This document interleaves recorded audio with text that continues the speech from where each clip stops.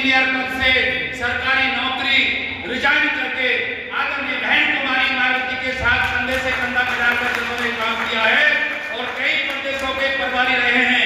और सम्मानित साथियों, राष्ट्रीय कार्यकारिणी के सदस्य हैं राजस्थान, हरियाणा और ये केंद्रीय प्रभारी हमारे बीच में बहन जी ने भेजे हैं। दोबारा से पहले 2019 का चुनाव इनके नेतृत्व में हुआ, बहुत अच्छे मजबूती से बहुजन समाज पार्टी को गति मिली। तो आज हम मुख्य अतिथि तौर आए हैं, प्रभारी साहब आएंगे, आप जोरदार तालियां बजाएंगे, मैं 2 नारे लगाऊंगा, उसके बाद प्रभारी साहब बोलेंगे। आदरणीय बहन कुमारी मायावती जिंदाबाद, अनवर काशीराम साहब अमर हैं, बाबा साहब डॉक्टर अम्बेडकर अमर हैं, बाबा साहब तेरी नेक कमाई,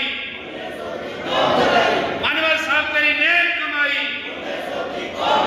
माननीय प्रभारी सीपी सिंह आएंगे, केंद्रीय प्रभारी, आप जो जोरदार तालियां बजाएंगे। इंसान की जिंदगी देने वाले भारत के संविधान के रचयिता भारत रत्न बाबा साहब डॉक्टर भीमराव अम्बेडकर जी, वे 21वीं सदी के महानायक, जिन्होंने इस देश के अंदर गरीबों में सत्ता की चाहत पैदा की।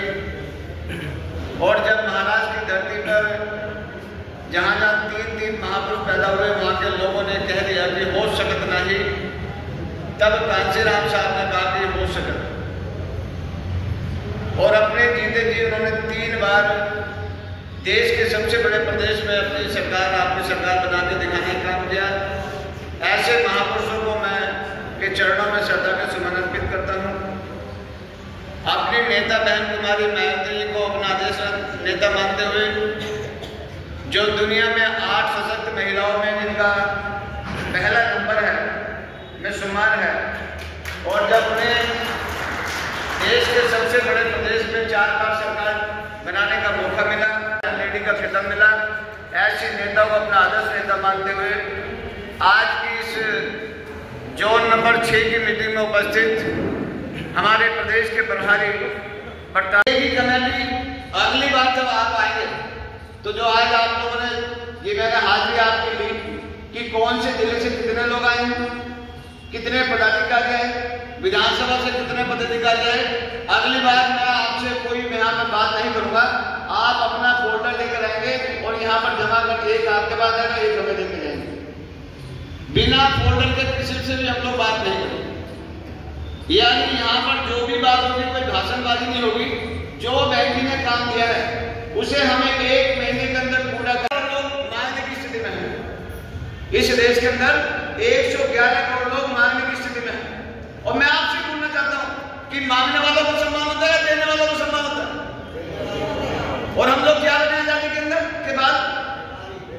मांगने वाले बने। और हमारे महापुरुषों ने कहा कि ते जाते राजा नहीं, ते जाते ताजा नहीं। जिस समाज का राजा नहीं होता वो समाज कभी ताजा और खुशहाल नहीं हो सकता।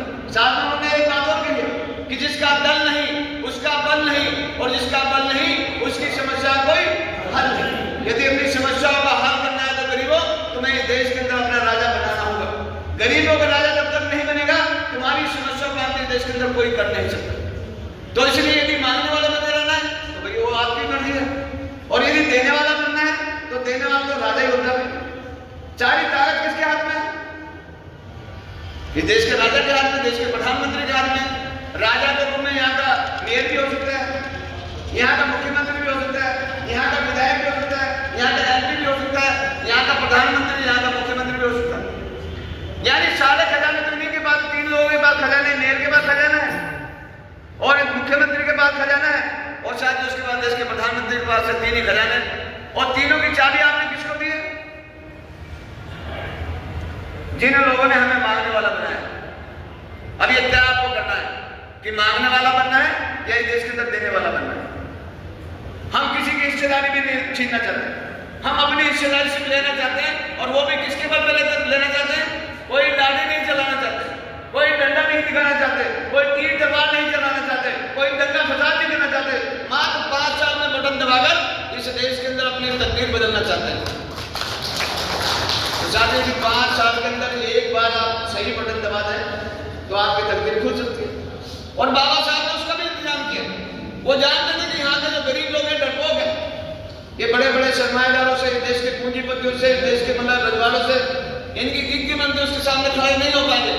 तो बाबा साहब ने उसका भी इंतजाम किया कि जब आप वोट डालने के लिए जाते हैं तो क्या खुले कमरे में जाते हैं? कहाँ जाते हैं वोट डालने के लिए? बंद कमरे में जाते हैं।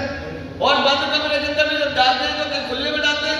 ओट के अंदर डालते हैं, यानी छुप के डालते हैं कि कहीं आपको कोई देख ना ले। तब भी आपकी उंगली कांपती है, तब भी तुम्हारी टांगें कांपती है। क्यों कांपती है? क्योंकि जब मुंह खाएगा तो आंख तो लगाएगी।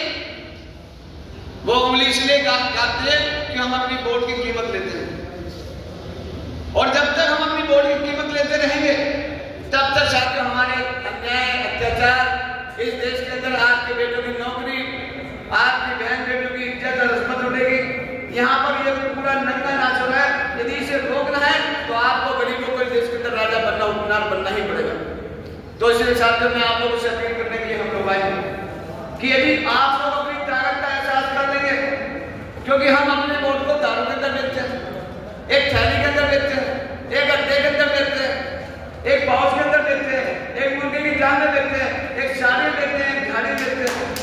और हमारे लोग तो जैसे गरीब को नारे लगाते हैं, जैसे चुनाव आ जाएगा तो सोचते हैं अब मौसम आ गया। ये 15 दिन के मलामी बनना चाहते हैं, 15 दिन के राजा बनना चाहते हैं बस। और साथियों 5 साल के राजा बनते हैं, हम 15 दिन के राजा बनते हैं कि 15 दिन में हमें इतनी भूख लगती है कि हम सब कुछ जो भी आया उसी से मांगने लग जाते हैं। किसी लाइन मांगते हैं, किसी पानी मांगते हैं, किसी खरीदा मांगते हैं, किसी कुछ मांगते हैं, किसी कुछ मांगते हैं, मांगते ही नहीं मांगते। तो साथी जब हम मांगने वाले बनेंगे तो कैसे बात बनेगी? तो इसलिए हमें मांगने वाले नहीं बनना। आज मैं आपसे बोलना चाहता हूं कि 5 साल में चुनाव होता है, 4 साल 11 महीने 15 दिन अपनी मेहनत की कमाई खाता हो या नहीं खाता हो? कोई आपके पास आता है कुछ आपको खिलाने के लिए? कब आते हैं लोग?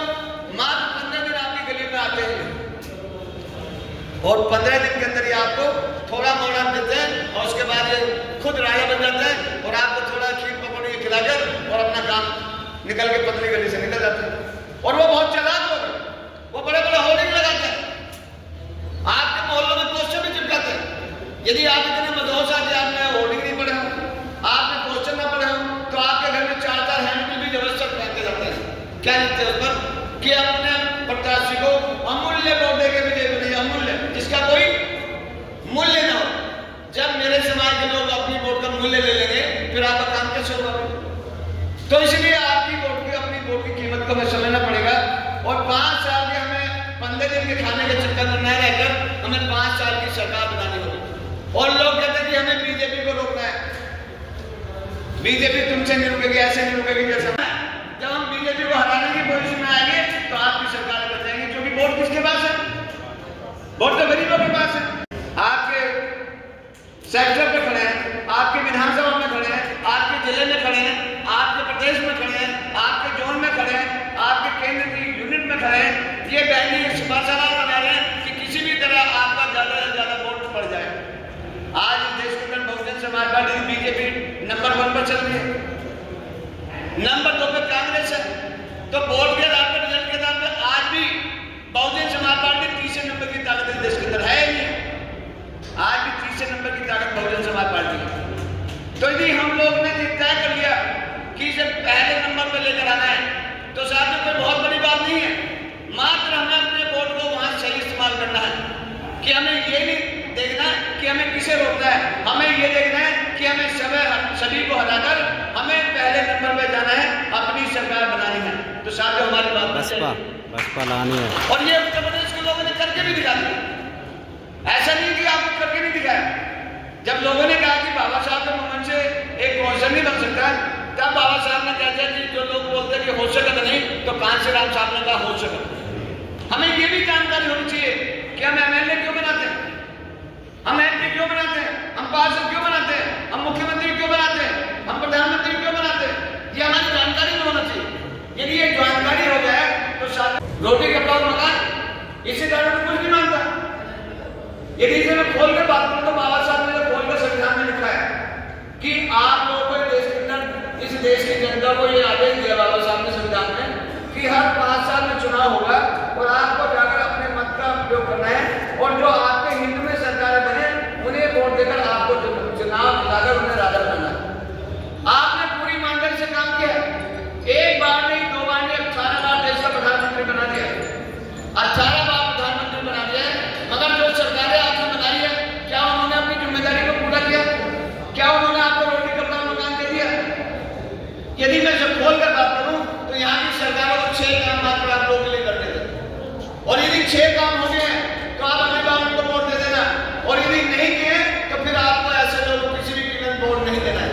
क्या काम है इनकी ड्यूटी, क्या है सरकार की?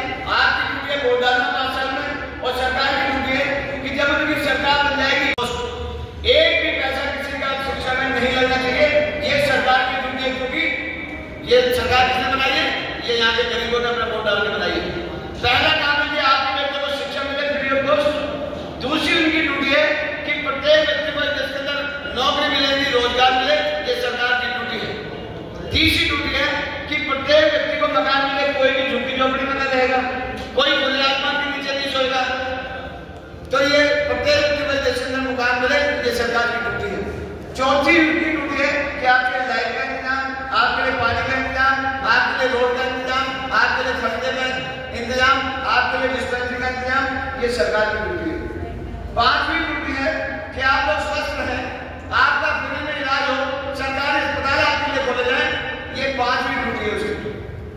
और छठी ड्यूटी है कि कोई दंगा फसाद ना हो, कोई चोरी चकारी ना हो, किसी का मर्डर ना हो, किसी की बहन बेटे की इज्जत ना उठे। ये 6 काम आपकी सुरक्षा के लिए छठा काम करना था। क्या 6 के 6 काम यहाँ सरकार ने कर दिए? क्या आपके सारे बेटे देश के अंदर शिक्षा मिल गई आपके बेटे को? क्या आपके बेटे को नौकरी मिल गई सबको? क्या आपको हर आपके देश के अंदर मकान मिल गया? क्या हर जगह पानी की निकासी का, खरंजे का, रोड का इंतजाम हो गया? क्या आपका फ्री में इलाज होता है? यह आपकी देश के अंदर सुरक्षा हो रही है। मगर साथ में जब उत्तर प्रदेश में सरकार चली तो बैंक कुमारी में 6 के 6 बिंदुओं में काम किया। जैसे ही आपकी सरकार बनी तो मोदी ने घोषणा की कि 14 साल तक के प्रत्येक बच्चे को फ्री ऑफ कॉस्ट शिक्षा देने का काम किया जाएगा, यानी राइट टू एजुकेशन। आप जाकर पता करें उत्तर प्रदेश के अंदर, यदि आपका बेटी ने MBBS में वहां में एडमिशन लिया, किसी ने इंजीनियरिंग में एडमिशन लिया, किसी ने LLB में लिया, किसी ने PhD में लिया, तो 0 बैलेंस एडमिशन हुआ है, एक भी पैसा किसी बच्चे का नहीं लगा। इसे कहते हैं गरीबों की सरकार। एक भी पैसा किसी गरीब का नहीं लगा। और साथियों उसके बाद क्योंकि वो जानते हैं कि भाई गरीबों की किसी भी जाति की, किसी देश, किसी भी धर्म की यदि रीढ़ गिनती है तो एजुकेशन शिक्षा है। अभी हमारे अध्यक्ष जी बता रहे थे कि हाँ जी आपकी सरकार ने एक नियम जारी कर दिया है कि जो सरकारी स्कूल में पढ़ेगा उसे 500 रुपये फीस देनी पड़ेगी, और जो प्राइवेट में जाएगा उसको सरकार 1,500 रुपये देगी। तो भाई हमारा लोन लेने वाला काम करेंगे, देने वाले काम करेंगे? देने वाला काम तो करेंगे नहीं, हम तो देने वाले काम करेंगे। अब जिसके 2 बच्चे हैं तो भाई वो 1000 रुपये क्यों देगा? वो 3000 रुपये लेकर आएगा, सरकार से 3000 मिलना चाहिए। तो ये ऐसे पॉलिसी बनाने, मगर आपके नेता भरत कुमारी महतो ने जब उत्तर प्रदेश में आपकी सरकार बनी तो आपके बच्चों को पढ़ने का इंतजाम उन्होंने किया। ये तो स्कूल बंद करने में लगे, आपके नेता ने वहां पर सरकारी स्कूल बनाने का काम किया। मैं आपको गिनवा देता हूं कितने बनाए, और ऐसे नहीं कि किसी को मरम्मत करा दे, नए स्कूल बनाने का काम किया उन्होंने, नए कॉलेज बनाने का काम किया।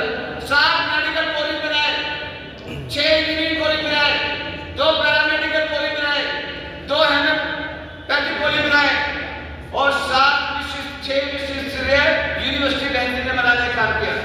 200 से अधिक डिग्री कॉलेज बनाने का काम किया, 200 से अधिक हाई स्कूल बनाने का काम किया, 572 मिडिल स्कूल बनाने का, यानी 10वीं क्लास का बनाने, माध्यमिक स्कूल बनाने का काम किया, 5549 प्राइमरी स्कूल खोलने का काम किया, 100 नई ITI बनाने का काम किया, और साथ ही 24 पॉलिटेक्निक बनाने का काम किया। 5 साल में भी कोई सरकार इतना काम करते तो साथियों आपकी बहन ने, आपकी बेटी ने वहां पर आपके लिए, आपके बेटों के लिए शिक्षा का इंतजाम कर दिया कि आप 300 उर्दू फारसी स्कूल बना दिया उन्होंने। तो साथियों उन्होंने वो काम करने का काम किया कि जो आज तक देश के अंदर 70 साल में कोई सरकार नहीं कर पाई। ये तो पढ़ने वाले का इंतजाम कर दिया, और जो पढ़ लिख कर एक आयत का लगा देना और जाकर पता कर लेना NSC के अंदर कि साथियों आपकी नेता बहन कुमारी महतो ने एक दिन के अंदर 1,08,848 सफाई कर्मचारी, एक दिन के अंदर जितने उत्तर प्रदेश में गांव थे उतने ही सफाई कर्मचारी लगा लिए। आप जाओ पता करो, 70 से 75,000 तक वो लोग ले रहे। लाखों मास्टर की भर्ती की, लाखों पुलिस की भर्ती की, उर्दू फारसी के मतलब मास्टर लगाने का काम किया। इतना काम आपके नेता ने वहां पर कर दिया। तो साथियों नौकरी भी आपने लोगों को दे दी, आपके बेटों को पढ़ने का भी इंतजाम कर दिया।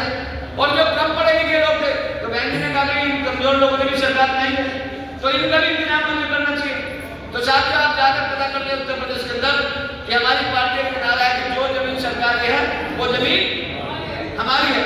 तो हमारे नेता ने कहा अब हमारी सरकार बन गई, तो अब इस नारे में हमें रंग भरना चाहिए। तो जैसे ही आपकी सरकार बनी तो बहन जी ने कहा भी मुझे वोट तो सभी लोगों ने दिया है। तो साथ ही जब ये नौकरी लगी तो साथ ही वहां पर किसी एक आदमी की नौकरी नहीं लगी। जब सरकार की नौकरी निकलती है तो ब्राह्मण के बेटे की भी नौकरी लगती है, क्षत्रिय के बेटे की भी नौकरी लगती है, वैश्य के बेटे की भी नौकरी लगती है, ओबीसी के बेटे की भी लगती है, मुस्लिम के बेटे की भी लगती है और सूरदास के बेटे की भी लगती है। तो इसी तरह से उत्तर प्रदेश के अंदर हमारी मैत्री में कहा कि जो जमीन सरकारी है वो जमीन हमारी है। तो जितनी भी खाली जमीन पड़ी है किसके अंदर आती है? ये तो सरकार के अंदर आती है। सरकार चाहे तो किसी को दे दे, किसी को मंदिर बनाने के लिए देती है, किसी को खोली बनाने के लिए देती है, किसी को बैठक खोलने के लिए देती है और किसी बाबा को मतलब दवाई का कारखाना खोलने के लिए 1.5 लाख आदमी नाम बताओ। बाबा रामदेव 1.5 लाख का आदमी जो सुबह शाम का मतलब जरा बोलता था काला धन बाबे लेकर आएंगे और सुबह 4 बजे उठ कर आता था। अभी अयोध्या का मंदिर बना है, उसके बाद 13,000 एकड़ जमीन पड़ी थी, वो मिलिट्री वालों की थी, मगर सरकार ने 3 बाबा को बांट दी। एक तो रामदेव को बांट दी, एक रानी को दे दी और एक रविशंकर को दे दी। तीनों आदमी को बांट दी। तो साथ ही हमारी नेता ने कहा ये अमीरों को तो सब जमीन देते, मैं गरीबों को देने का काम करूंगी।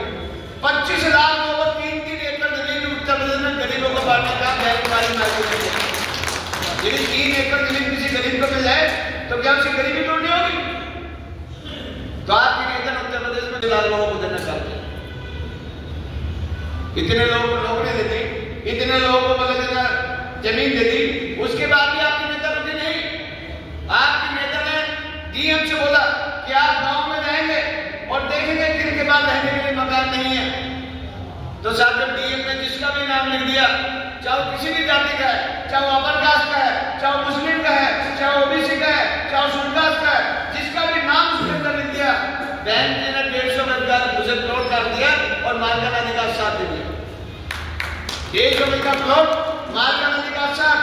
और जब इनको 3 लोगों को जमीन मिली, लगभग 20 लाख लोगों को ऐसी जमीन मिली, तो 20 लाख लोगों ने जियो जारी किया सरकार ने कि जिनको बहन कुमारी नाथ ने 150 गज का प्लॉट दिया है, सरकार उनको 10 लाख का लोन मुहैया कराएगी। क्या करेगी? 10 लाख का लोन, 5 लाख सरकार भरेगी, 5 लाख उसे देना है। अरे 150 गज का प्लॉट भी मिल गया, 10 लाख का लोन भी मिल गया, 5 लाख माफ हो गया। इसे कहते हैं गरीबों की सरकार।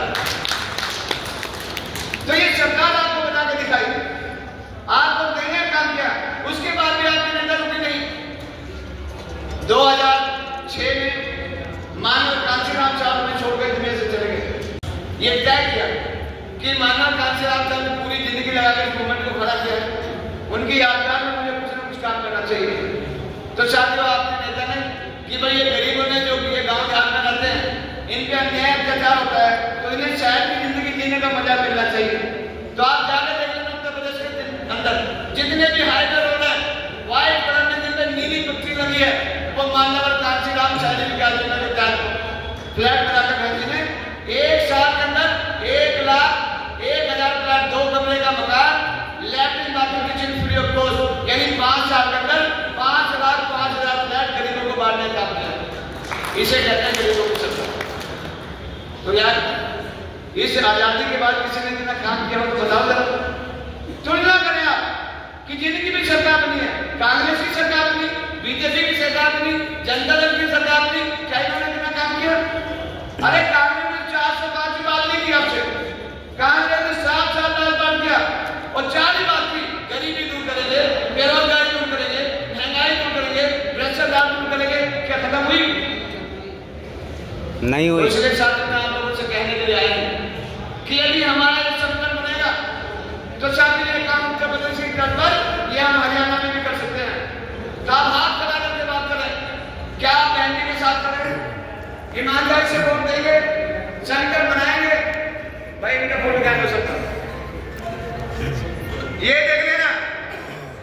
तो फिर आप नारा लगाओ, तख्त बदल दो, ताज बदल दो, नहीं मानो वो सरकार निकली है, बिजली पानी देने दे सके जो वो सरकार निकलनी है, और जो सरकार निकलनी है वो सरकार कौन बताता है? हम बदलें। ये गरीबों के अलावा कोई माई का राज सरकार नहीं बदल सकता। तो इसलिए मैं